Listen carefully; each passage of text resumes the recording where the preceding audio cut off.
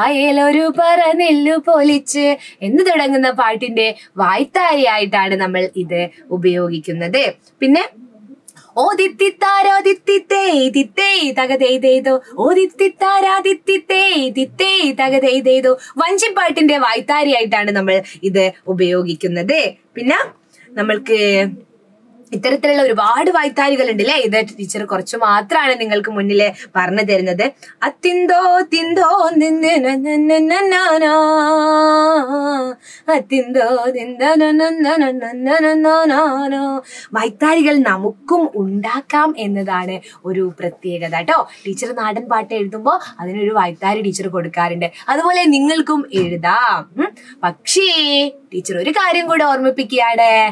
നാടൻ പാട്ട് എന്ന് പറഞ്ഞാൽ എഴുതി വെച്ച പാട്ടുകളെയല്ല യഥാർത്ഥത്തിൽ പറയുന്നത്.